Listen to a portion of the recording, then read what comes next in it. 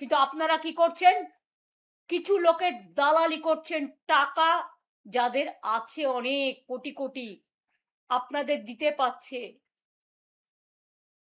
কেউ কেউ বলে ইলেকশনে জিতলে নাকি, যদিও আপনারা সেভাবে ইলেকশনে জেতেননি, সবাই জানে, লুট করেছে। হানিমুন পিরিয়ড চলে 4 মাস।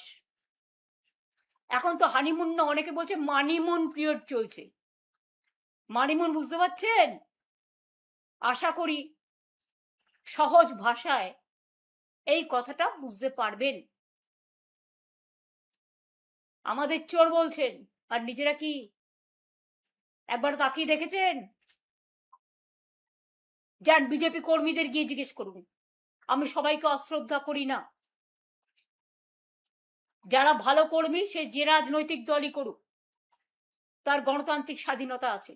কিন্তু আপনাদের মতো এত অত্যাচারী, স্বৈরাচারী, ব্যভিচারী, দুরাচারী রাজনৈতিক দল এবং সরকার আমি জীবনে দেখিনি।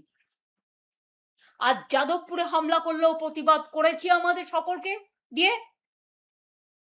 আমারও হৃদয় কেঁদেছে ছাত্রছাত্রীদের জন্য। যখন দিল্লিতে ককরোচ আন্দোলন করেছে আমি রেগুলার ওদের সাথে টাচে ছিলাম।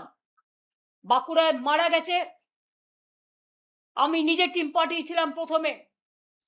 এই যে পেলেট মেরেছিল যেটা, মনে রাখবেন আমাদের আরটিআই করা ছিল, সাকেট গোখলে করেছিল, তার ওটার ওপরেই কেস হয়েছে রাইট টু ইনফরমেশন অ্যাক্টে। মনে রাখবেন প্রেসিডেন্সি তো আপনারা আক্রমণ করেছেন, আশুতোষেও করেছেন। সব কলেজ ইউনিট নাকি আপনারা দখল করবেন, সব মিউনিসিপ্যালিটি ভয় দেখিয়ে পদত্যাগ করাচ্ছে পুলিশ বিজেপির কিছু লুম্পেন নিয়ে, আর গদ্দারদের কিছু লুম্পেন নিয়ে তাদের রেখে দিয়েছে বিজেপির A+ টিম করে। কারণ বিজেপি যদি কোনোদিন এই বাবুদের ক্ষমতা কাড়ে তাহলে ভাবছে তাদের নিয়ে সরকার গঠন করবেন।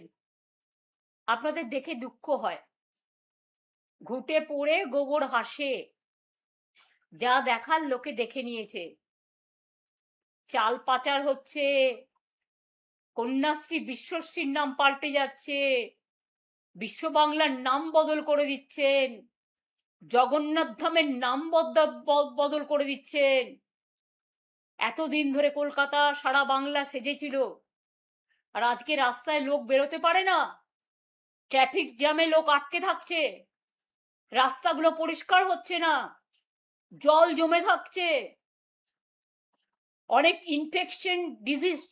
ইনফেক্টেড ডিজিজ ছড়াচ্ছে, মানুষ পরিষেবা পাচ্ছে না, বরঞ্চ প্রতি ঘরে ঘরে আজকে সর্দি জ্বর কাশি চলছে। একবারও চিন্তা করে দেখেছেন কেন এত ভাইরাল হচ্ছে, ইনফেকশন কেন হচ্ছে?